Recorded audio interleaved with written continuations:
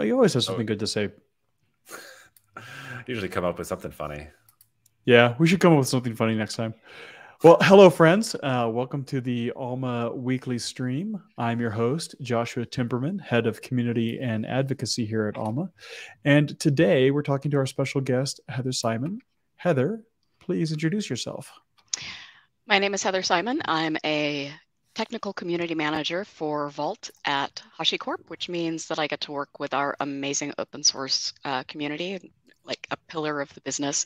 I've been in tech since 1996 officially, but I've been a nerd since, way before then. I started out working at a little ISP in Minnesota right out of high school and sort of fell into operations from there and did support for a while and did TPM work for a while, DevOps. So it's anything except for coding because I always felt like I had to have gone to college to do that. Which is thankfully a little bit less common now. But yeah, so that's a little bit about me and my background. ISPs, they're the original SaaS. Yes, actually, I was just having a conversation with my friend Joe, whom I've known on IRC since like 98 or 99, and he referred me to HashiCorp by saying that it's the least bro-y of all the startups he's ever worked at. And coming from somebody who's been in tech for that long, that's pretty high praise. And so, and I found it to be true, which is nice. But we were talking about how the ways that he and I both got into tech by working for little regional ISPs is really not a thing you can do anymore. That entry is, closed off. There aren't any little regional ISPs anymore. They're all these big, enormous conglomerates. And so how are we, going to get more non-traditional folks into tech who didn't get to go to college and don't get to take advantage of, summer internships and things like that? And it's, I'm sitting here thinking I have no answers for that. It's a good question, and I don't know. Yeah, it really is. If you don't go to school to become a software developer, then how do you get into software development? And you have a similar background to me. Sorry, you're going to say? Oh, just that not everybody wants to be a software developer. And I feel like that's the only way to get into tech right now is to learn how to code. Right. And you have a similar background to me where you started out in systems administration, right? Yep, so I did. So what got you into systems administration though? Oh gosh. So when I was in high school, my mother was in college at Iowa State University. We had moved there from Vancouver when I was 7 because my grandfather taught mechanical engineering at Iowa State. Iowa State also has a long and proud computer science history. John Vincent Atanasoff, one of the inventors of arguably one of the first digital computers, was from Iowa State as well. So they had a program modeled after, I can't remember the name of the MIT program, but Iowa State's was called Project Vincent, and it was a network of DEC Ultrix computers. And so my mother one day brought home a Packard Bell 486 DX266 with a 14.4K modem, and we, set up a TCP/IP stack on Windows 3.1.1 and dialed into the university. And that was where I got a crash course in Unix by way of wanting to get onto IRC and MUDs. That was all I wanted to do, right? And so I was learning about that. And then I want to say I was 16 when I started doing that. And then I just was hooked. And some friends of mine lived in Minnesota, and I had 2 different sets of friends, one of whom I still talk to and one of whom I don't, who co-owned a little ISP, and there was some drama around that ISP. So one of the systems administrators, who was also one of the co-owners, was fired, and all of his staff left with him. And so my other friend, who was also a co-owner, was like, I need warm bodies to come and keep this ISP running.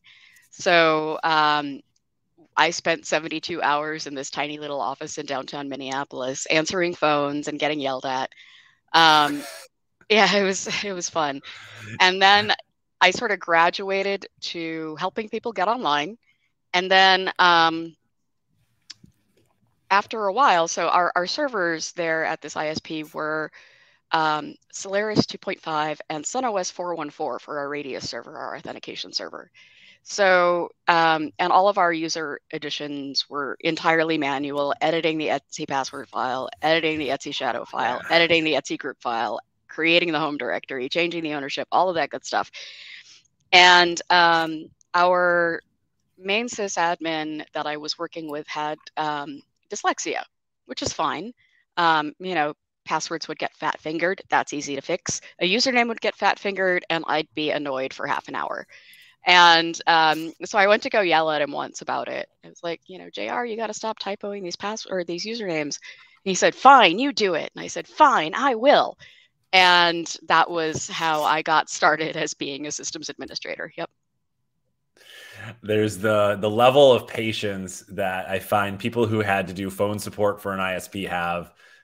It sticks with you for a long time sometimes. Like just, I was the same thing. I was like a second shift phone support for this, you know, local ISP. And like, it's the worst shift to have, like 2 p.m. to 10 p.m. or whatever it was. Yes. Like that's prime interneting time. Yes. And no one's calling you just to be like, hey, how was your day?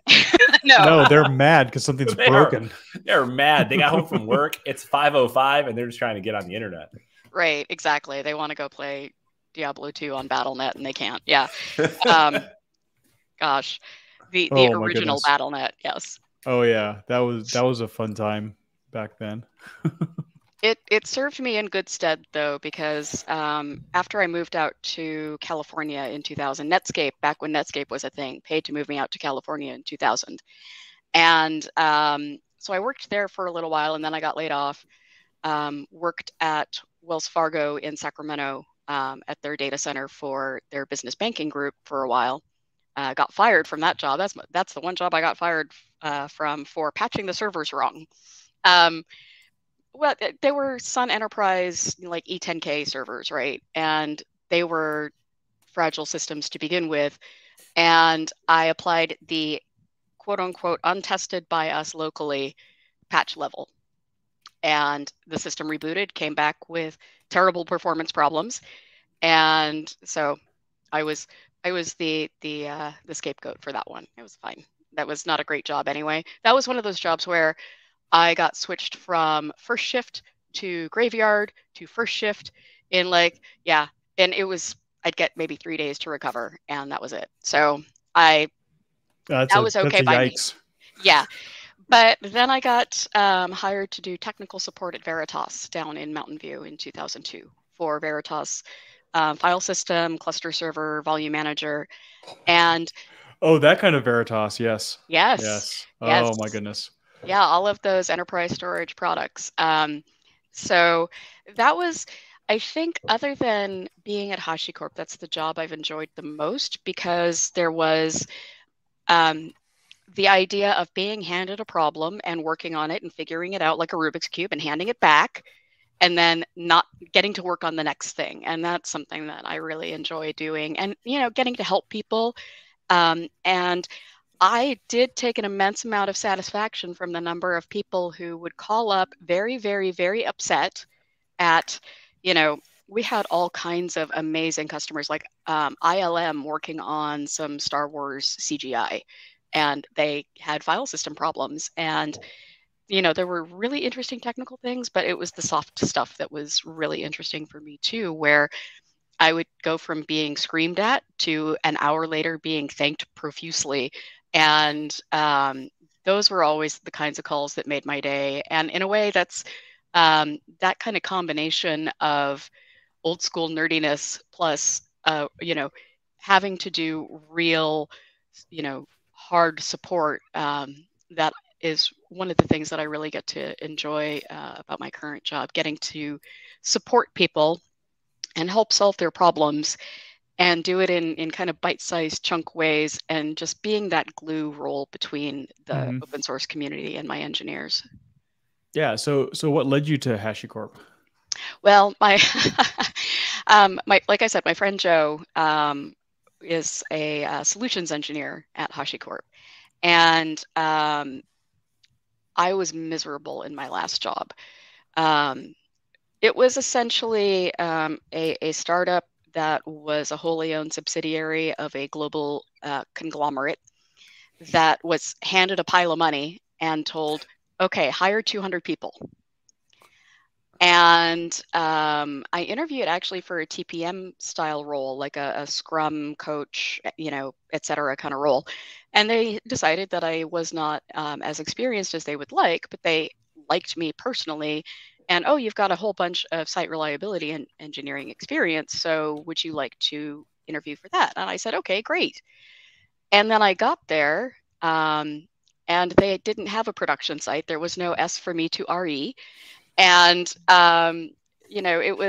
it was difficult trying to even troubleshoot their integration environment. There was a huge time shift lag between the people who were using the APIs that were being built versus the people who were supporting the APIs that were being built.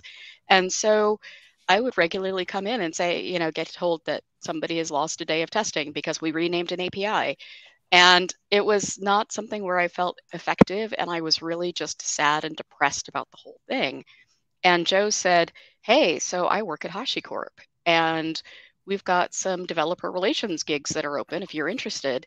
And we have some amazing people in developer relations. Like, I love everybody on my team. The developer advocates are just astounding, amazing people. And I'm like, I could never do that. Oh, but I could do this technical community manager role. It feels a lot like sysadmin and support and engineering adjacent, but I'm not the one that's writing the bugs. So, and I'd been using HashiCorp products in my previous roles as well. At Expedia, when I was in DevOps there, we had a Vault instance that we were using as proof of concept for some of our newer services in the cloud. And I was just really impressed with Vault in particular. And so seeing this technical community manager role for Vault open up at a company that somebody I knew and trusted told me that I could be myself here and not only be told that I could be myself here. As I'm a non-binary person, I'm half First Nations. And so there's always been a feeling like, okay, well, that's nice, but we don't want you to actually talk about it. So it was all very, it just felt like the right thing at the right time for me. And like I said, I work with some amazing people too. So it's just been, it's been 6 months, and it feels like 6 days and also 6 years at the same time. So that's always my favorite kind of role, where you're like, wow, time is flying by, and I'm not bored. That's excellent. Well, cool. So, so you're doing technical community management things. So you're helping the community fix those bugs that somebody else in the open source world created, right? Well, yeah, a little bit of both, right? Uh-huh.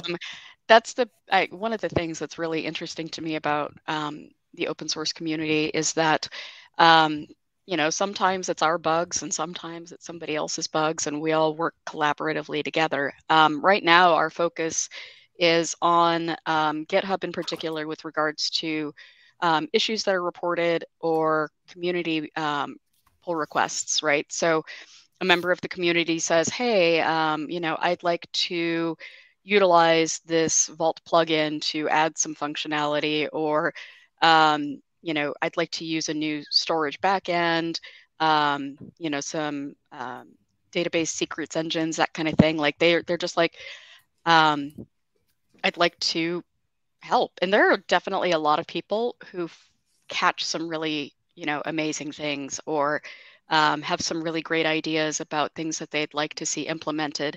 And that's one of the ways that I want to kind of grow our interaction with the community in particular, is saying, hey, so, this might be like too big of a thing for you to feel like you can work on by yourself, community member, but maybe our engineers can work collaboratively with you to help get that to something where we can, ship it as part of, some next release. And we're slowly and surely getting there. We've implemented some like on-call rotations almost for our engineers to have somebody from every engineering team in Vault respond to these issues and pull requests. And at first, I was thinking that it was going to be a little bit of a fight.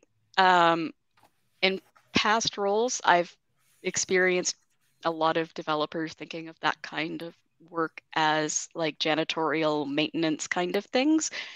But the enthusiasm from my engineers is amazing because they're all extremely excited to be working at an open source company, doing open source things. And there's always that sense of they get to learn more about the code base and about what the community wants. And we can all bring that to bear on making Vault a better product. Has there been any particular, like, I don't know, like use cases or like requests that, you just were like really shocked by, like in a good or like, wow, that's a totally like weird way, but like, I want to learn more of like what you're trying to accomplish. Like, have you ever had any of those situations pop up? Oh, I've definitely had some of those. Right now, there's kind of a lot of interest from the community in some of the blockchain cryptocurrency kinds of uses. And Vault is, at least what I've been trying to work with is things that are a little bit more universally useful, like newer cryptographic algorithms or, ways of doing cryptography. We're probably a little bit more likely to implement, but that's kind of also the beauty of an open source product is that even if we may not want to implement something or maybe not in the way that you would like us to, there's the option of forking the code base and seeing if you can make that happen for yourself. But yeah, we've got like a little bit of a backlog right now of things that the community is really interested in. There's at this point a slightly infamous issue that's been open for a little while where people want Saml authentication. And Saml is just difficult to implement in Go in particular, which is what Vault is written in. So we have hack weeks regularly after releases, and sometimes engineers are like, I'm gonna see if I can make any progress on that.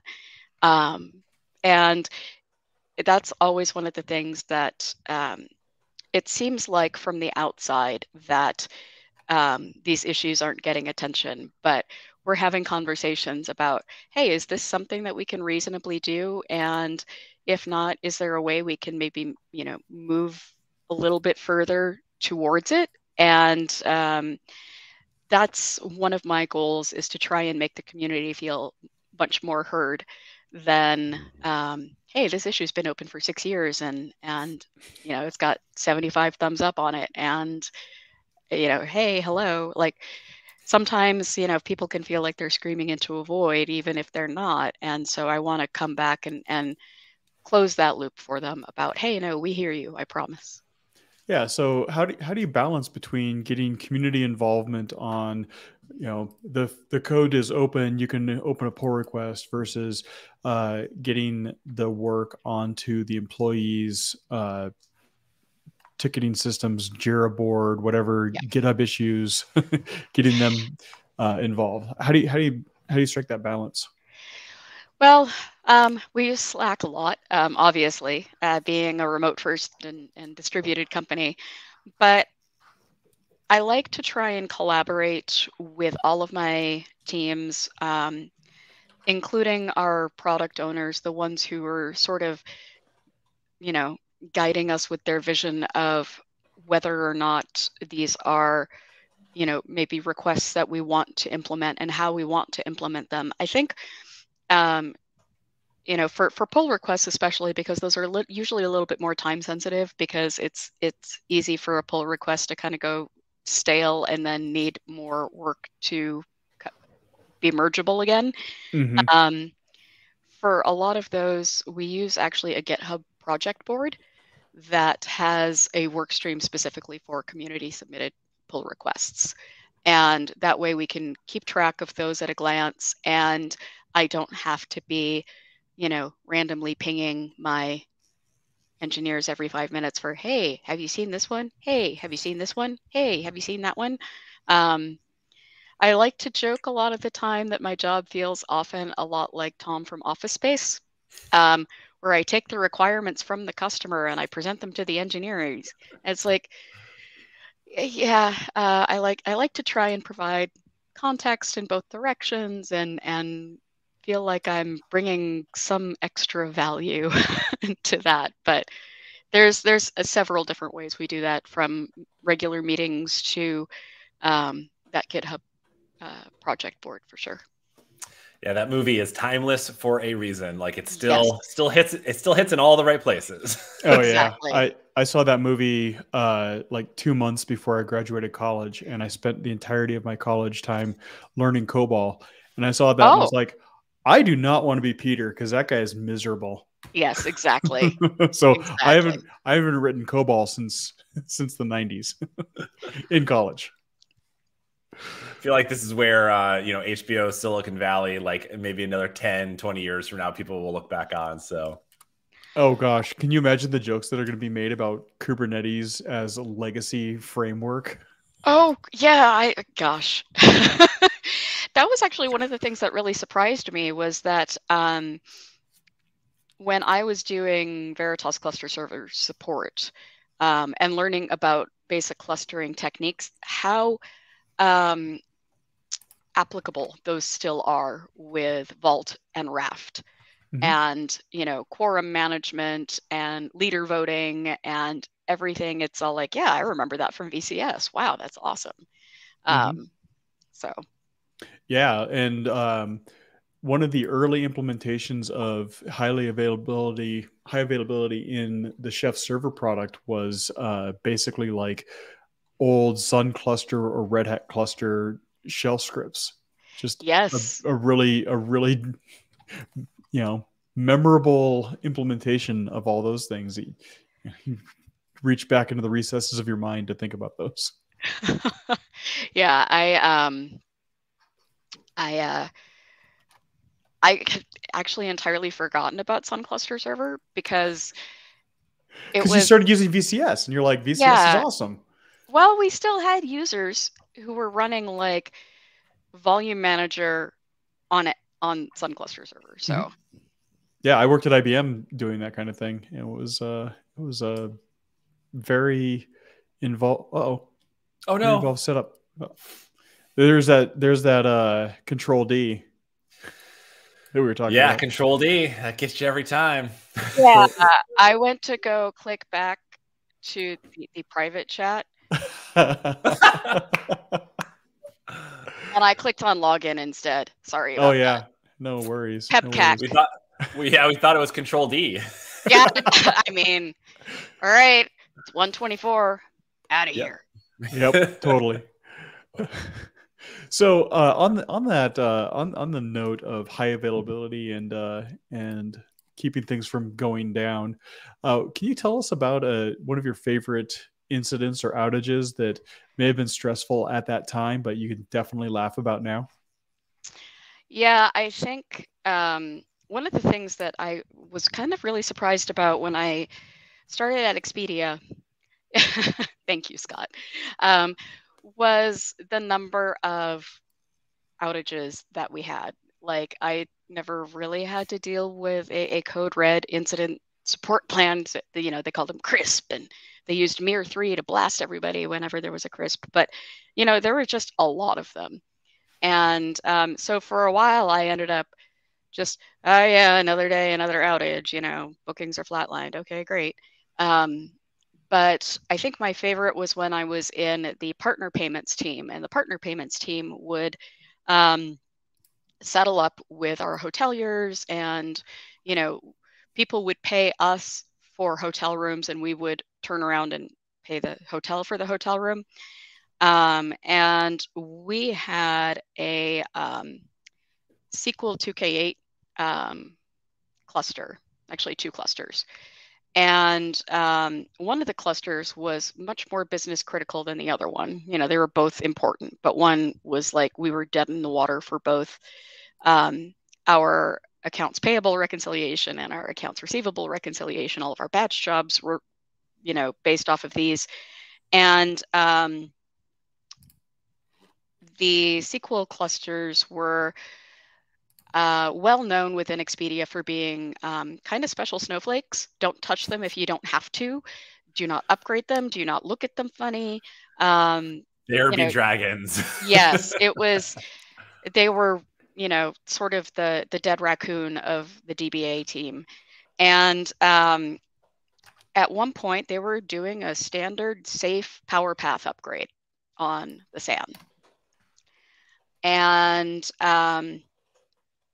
theoretically speaking, an EMC power path upgrade should be no big thing at all. But in this case, for some reason, there were leftover ghost paths to our storage. And the power path upgrade went and tried to do its thing and brought down all 3 of our database instances on all 3 nodes of that cluster. And we were down for 10 solid hours. Wow. And I had been logged into one of those instances, and you know, we had terrible performance problems, right? Like we had sprocs that would take like 90 seconds plus to run. And so I'm used to there being all kinds of blocking on this database. And so I was in there and I was doing like a basic select out of our AR recon database. And I'm all like, you know, I kind of prairie dogged up. I'm like, is MPT 006 looking a little squirrely to anybody else? Is it just me? And then the alerts went off.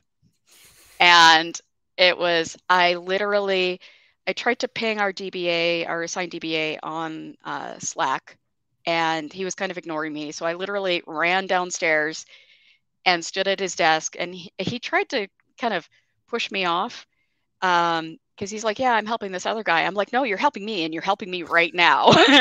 It's down. And he's like, he kind of rolled his eyes, and then he, you know, went to go look at it, and then his eyes got real big. And yeah, that was kind of a fun day. We were trying to figure out, like, I guess we're just going to be down indefinitely. But we had an engineer in our database team that was did yeoman's work in working with EMC and Microsoft to get that cluster back up. And yeah, discovering that it was because of weird ghost paths to the fabric, like things that you don't necessarily, like a power path upgrade is nothing usually, unless you're the, you know, ghost clusters that we had. But don't look at them. I guess they're more like gremlins. Don't feed them after midnight. That was those clusters. Well, that's the thing. Everyone wants to get upset with like, well, you put all your data in US East 1, you know, but we used to put all of our data into one EMC SAN that was probably only had a single power supply and had been out of support for like years. So please, come on. Yeah, well, and you can control like your services, but I can't control like my downstream services if I don't own them. And so there's a lot of, US East 1 went down and your service was impacted, therefore your service is a problem. I'm like, well, you know,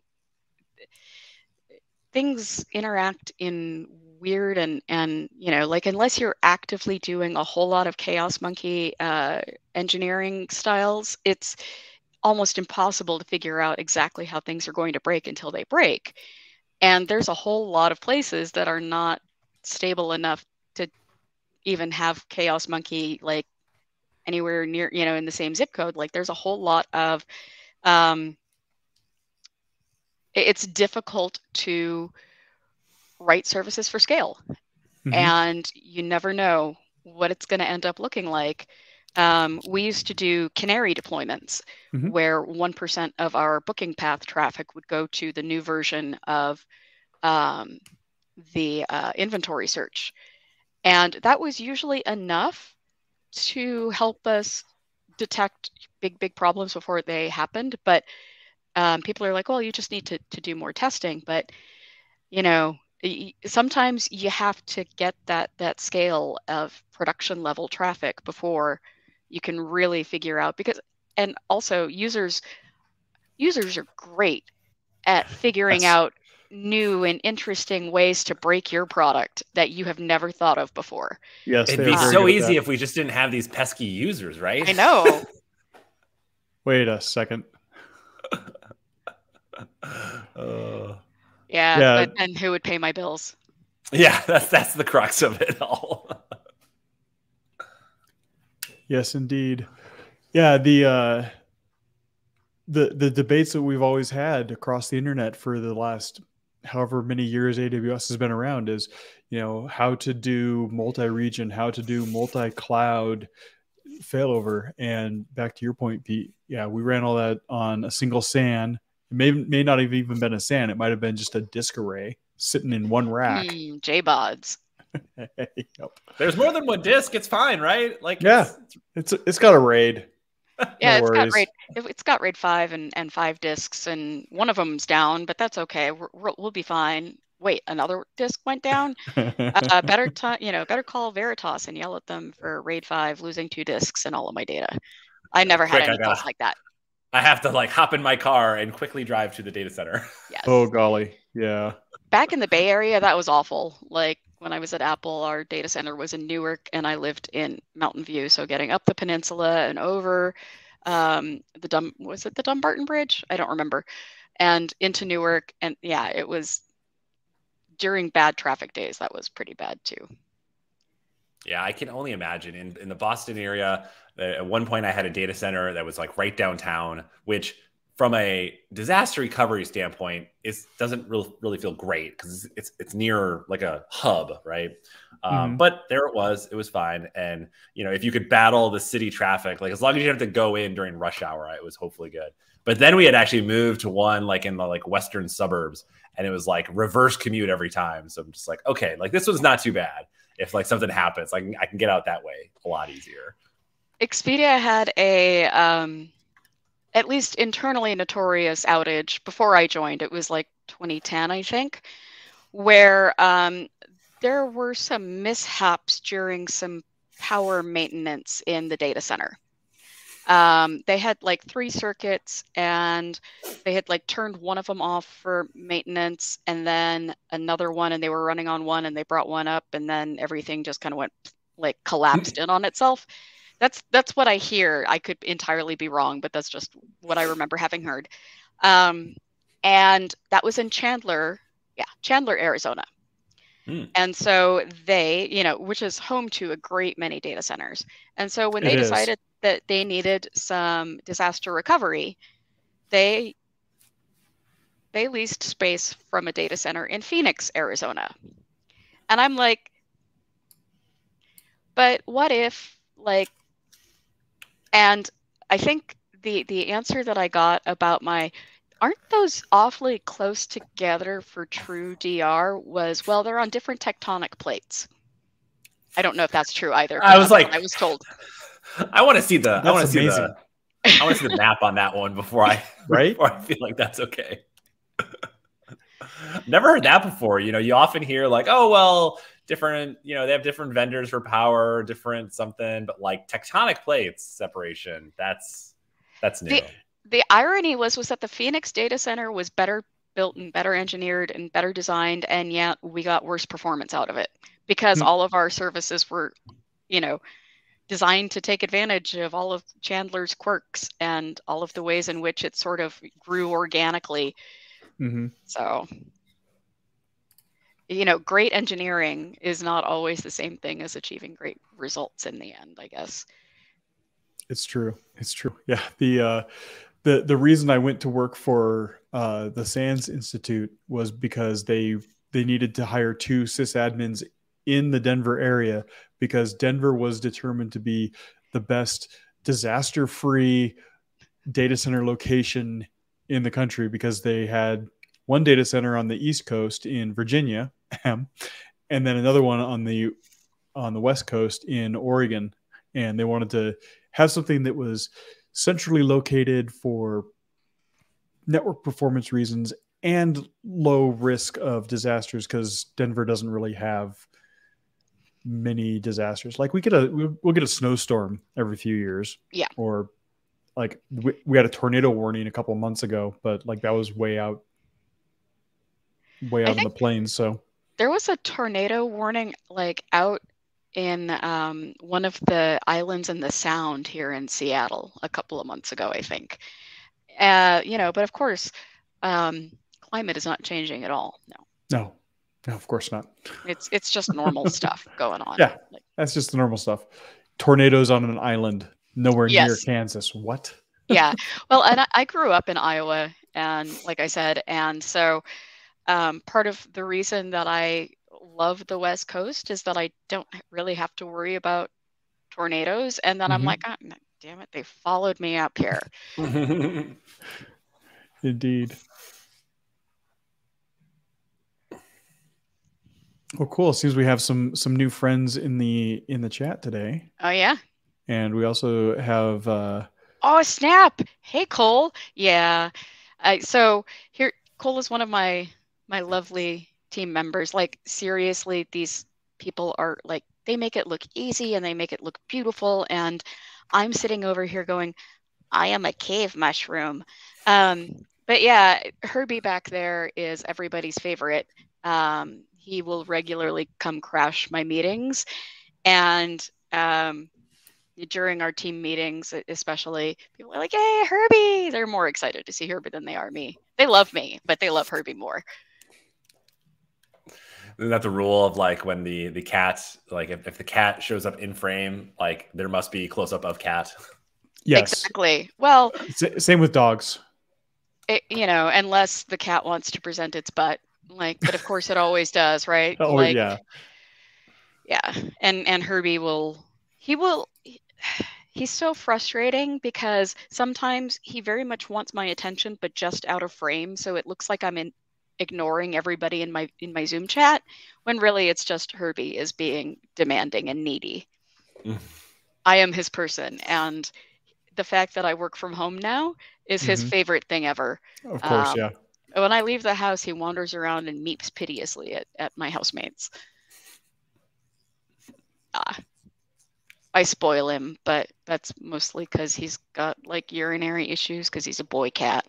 And so there's a bathroom right here, and he'll climb into the tub and like cry and dig at the drain because that's the sound that I have that I make when I'm turning the tub water on.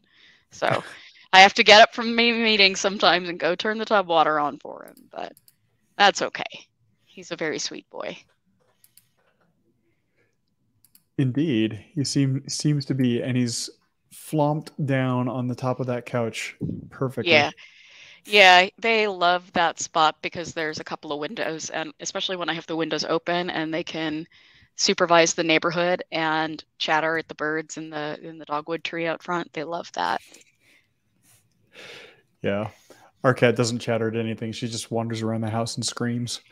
Yeah, we've got one that wanders around the house and screams. She's like this tiny little black void floof.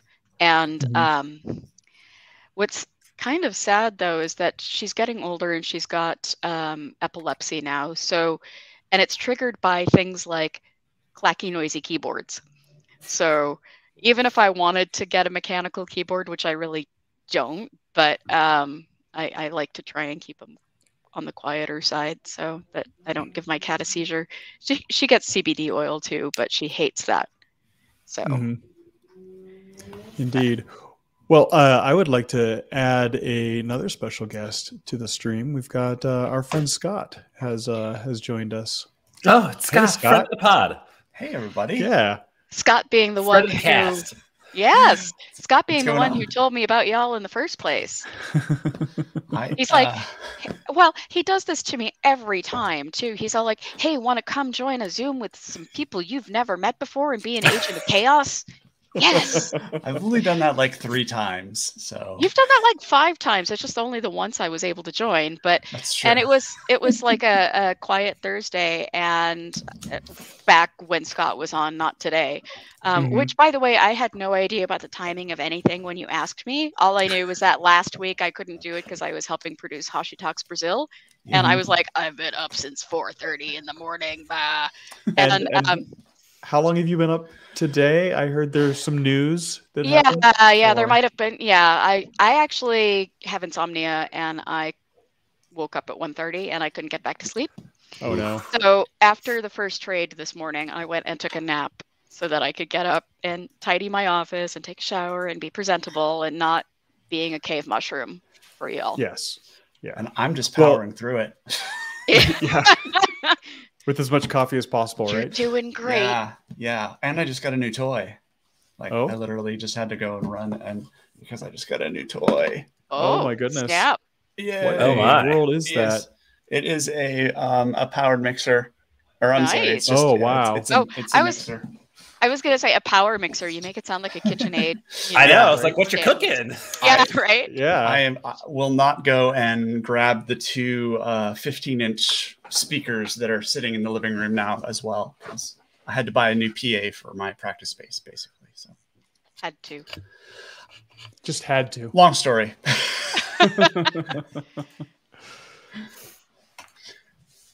Well, cool. I suppose this is when we talk about cheese, right? Yeah, We've got we could Scott talk about and cheese. Pete and Heather. Y'all have Pepper have jelly, yeah. Pepper some jelly. opinions about cheese. Yeah. Well, I mean, who doesn't have opinions about cheese? Although I have a good friend whose daughter is allergic to milk proteins, so they have opinions on vegan cheese, which there are some good vegan cheeses and some that are not good. There is, like, Miyoko's makes some pretty good cheese, I promise. I had a vegan cheese at a friend's house a couple of years ago, and it was not offensive. Yeah, like I really Ringing endorsement. I'm not a big fan of Daya. Daya cheese That is not a thing I will eat. It's everywhere, which Mhm. if you can't have milk or are vegan or something, then yeah, it's okay. At least you can go to Mod Pizza, which I don't know if you have wherever you are, but We this do. little kind of you can go to Mod Pizza and be all like, you can find something to eat, hooray. But yeah, there are definitely some vegan cheeses that are, I'm all like, okay, so it's just vegetable oil, okay, great. But yeah, the one that I had was a cashew based. Oh yeah, and it was actually quite creamy, and I didn't give it a ringing endorsement. I would give it a ringing endorsement if I could remember the name of it. But it was all right. You know, it was still like, I knew that I was not eating actual cheese, but it wasn't like Daya where it's also just rubbery and yeah, it sticks to your teeth. Sweet. That's so gross. Sweet. That's the part I don't like about some of those, is especially the rice-based ones, is that they're sweet. Yeah. They have a sweet taste. Not my favorite. Yeah. I So do have Murray's- Go ahead. I was gonna say, I found out. So when we talked to Scott, we talked about Murray's cheese, and Pete gave that a ringing endorsement. And I found out that there's one across the street from my son's school. Oh yeah. So I mean, what gets you on the Murrays is the shipping cost. Like, I mean, because it ships to you in like an insulated cooler, you know, with some other stuff. And then like my local, I had a great grocery store nearby me that had this amazing cheese selection, and the guy retired and he sold the land for like tens of millions of dollars. I do have thoughts. Checks out. I do have thoughts. I love that my team members actually came to this. I'm getting all like emotional now. Oh my we should have some of gosh. them on here sometime. Absolutely. I think you should. You totally should. Their screen presence is just amazing. Like, I enjoy watching them more than I enjoy watching Succession, and I love watching Succession. I'm so obsessed with that show right now. Don't mind me. I just like everyone was raving about this like third season, and I'd like never watched it, and we just finished like some other show, and so we were like looking for like a new we need an hour-long show to like replace this hour block of time we have. And I'm like, I hear good things about Succession. We should watch it. And actually, the thing that I struggled with for the first many episodes is the guy who plays Tom is not American. He is Neither English. is Sarah Snook. Sarah Snook, who plays Shiv, is Australian. Okay, so her accent, her American accent is like spot on because I had no idea. But Tom is very English, and I actually first saw him in a TV show called Spooks, which is a very good like BBC like spy show thing. And so I'm like watching this, and I'm just like, I can't like my brain can't grok his admittedly poor American accent. Yeah, he's definitely got that, you know, he's trying to be smarmy, but it does kind of come across like a British person with an American accent. The first time I saw Matthew McFadden was when he was in Pride and Prejudice, actually. But still, you know, I'm like, okay, that's an okay, I guess, thing. But I saw the Colin Firth version of Pride and Prejudice first, and I got kind of spoiled on that. And after that, I'm like, I just want to punch this guy in the face now. But well, I mean, Colin Firth. Yeah, well, Colin Firth makes everything better. It's true. But yeah, I actually really like Tom also, I think, on that show, just because there are so many interesting things about him and about all of the characters. I actually started watching that right after I got laid off from Expedia. And I was a little bit salty about getting laid off from Expedia because I lived out about like a 90-minute each way commute away from the new office that they had opened in Seattle in like 2019, I think. And it was a really hellish commute for me. And so I bought a house in Seattle. I sold my house in Woodinville and I bought a new house in Seattle, much more expensive. It's a beautiful house. I'm so glad we did it. But it was like, oh, okay. I've been living here for a month and you just laid me off. Okay, thanks. And it was right around when Barry Diller, who was, you know, the chairman of the board for Expedia and big, you know, investor, had also killed off College Humor. And one of the people in College Humor was like, okay, great. So, you know, Barry Diller, owner of the biggest yacht in the world, can afford another, you know, rope to tie it down to a dock with. And it just, I was watching that and I'm like, Logan Roy reminds me so much of how I imagine Barry Diller must be. And I found that very cathartic at the time. But is it bigger than Uncle Larry's yacht? Because I thought it's the biggest in the world. I thought Uncle Larry had a new yacht that like made his old yachts look small. Oh, I'm sure he probably does, but I mean, does he have a yacht that takes him to his yacht? Probably. I mean, there is a difference between a yacht and a mega yacht, after all. One says or he helicopter and lands on the yacht one that then takes you to the mega yacht and just pulls into the back. Yeah, isn't a mega yacht just a million yachts? Because a giga yacht is 1,000 mega yachts. Yeah, you got a point there. It's 1,000 yachts in one. It's like a yacht is not a boat at that point. It's a ship because it can carry other smaller yachts. Right. Sorry, it contains multitudes. Exactly. Yeah. Yes. It is the Borg.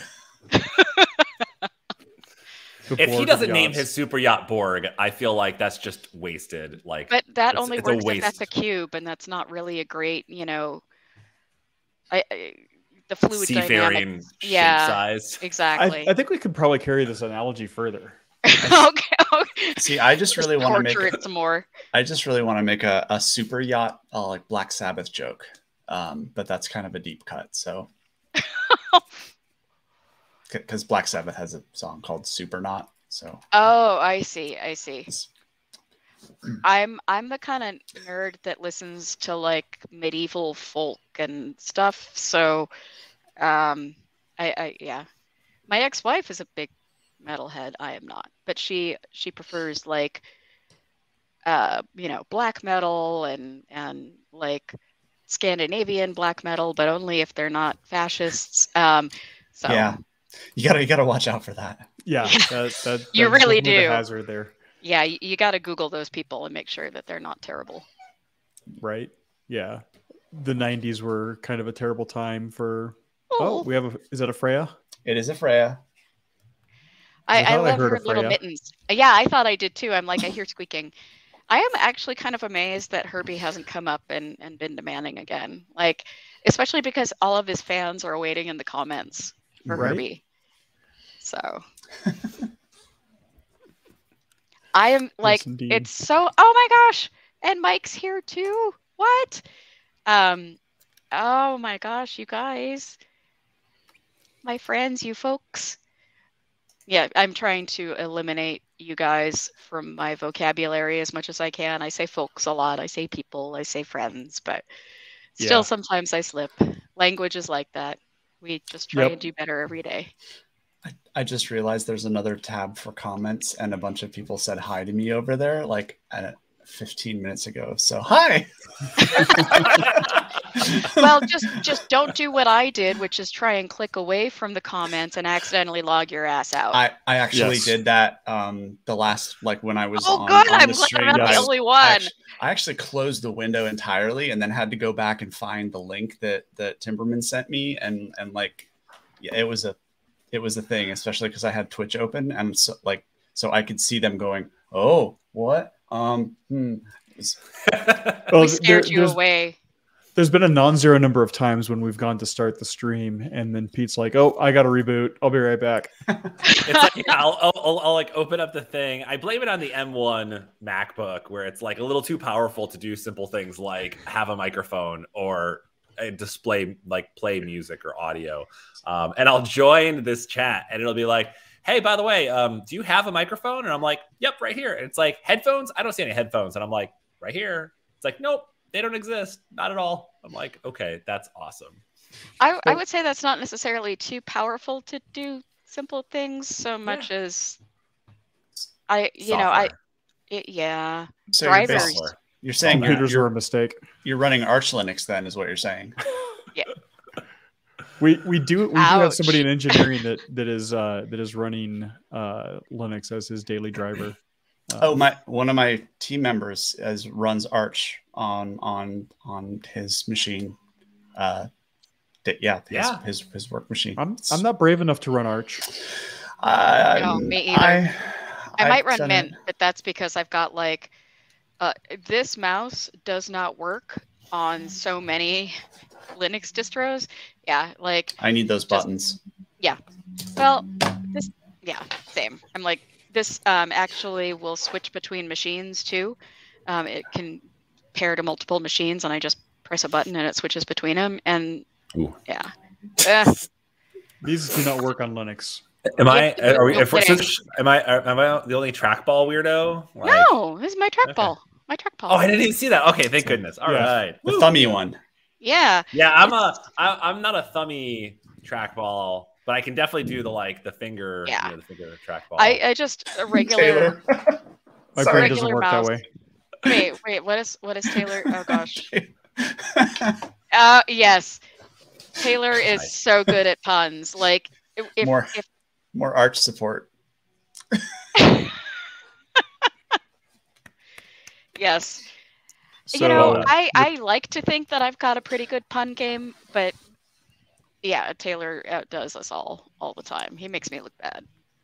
I mean, I love a good dad joke, but my jokes are actually so bad that my kids won't even laugh at them. It's like, that's how you know, like you've really done it. Yeah. Well, and to be clear, dad jokes are anytime you have a child present whose embarrassment from telling the joke is going to bring you everlasting joy. Yes. Whose embarrassment at the joke is funnier than the joke itself, always. Yes. Just to be clear, and that's what makes a dad joke, and it doesn't have anything to do with being a father or not. I would argue that it also does, you don't actually need a child in the room. Just a child at heart. Child at heart, right? Exactly. Or somebody that is also fair. prone to embarrassment, which I am, which is a little bit ironic that I'm like, yes, let me come on your live stream and talk shit about my old employers. No, About their technology, because it's all old. well, I mean, and also getting laid off unceremoniously after. Yeah. That's the thing. You're allowed to be salty about that. Yeah. But I love my new job. Yeah. I know, I really, really do. It's just, solving problems and helping people is my tagline on LinkedIn for a reason. So. Mm-hmm. It's a good deal. Well, unfortunately, though, we are nearing the end of our time today. But thank you so much for joining us, and also Scott for joining us. Yes, thank you, Scott, for introducing me and coming to support me. And oh my gosh, so many my friends showed up. Yeah, thank you to all the friends who are out there on watching the stream. Heather, where can people find you on the internet? Oh, well, I am on LinkedIn because, I have a job and that's pretty much a requirement. Mm-hmm. And I do some shit posting on Twitter under Heddameow, HEDDAMEOW. And I've got like a Facebook and an Instagram that I don't really use all that much, but yeah. And then Scott always knows where to find me too. It's very important too to just call out for safety reasons because of Hashicorp's IPO. Congratulations to all that. This stream does not represent financial advice whatsoever. No, and, correct. Of course, I'm not here on behalf of my company. I'm just or future performance. I'm wearing my pride shirt because I'm very happy and proud today, but that's all my own personal feeling. Yes. Yes, indeed. And thank you. Yeah. That's it. So to wrap up, I want to thank you all again for joining us. Thank you, Scott. Thank you, Heather. Thank you, everybody out there. You'll never get rid of me now. I know, it's true. Speaking and I wouldn't cave want mushrooms. Cave mushrooms, yes. But if any of you out there would like to join us on the stream, you can hit me up. You can also email community@alma.io. I'm typing this while I speak. It makes for interesting typing. Boom. Oh, you got it already. I just grabbed the one from before. From earlier. You can also... Yeah, you can also find us on Discord. We have our own Discord server. Oh, really? I did not know that. Oh, yes, we're all about quickly the Discord. type that code. Yeah, just quickly type that code in. It will be in the video description when we upload this to the YouTubes. Yeah. So, awesome. And for those who are watching this on YouTube later, you can see the down in the description. Like I'm pointing somewhere. Like you have to ring a bell or something. I don't know. I'm not a content creator. So all just like point. That. Yes. That way. It's done that way. Yeah. Yes. Where's the QR code? I have no idea how to use a QR code. But thank you all. We'll see you next time. Bye. Thank you. Bye.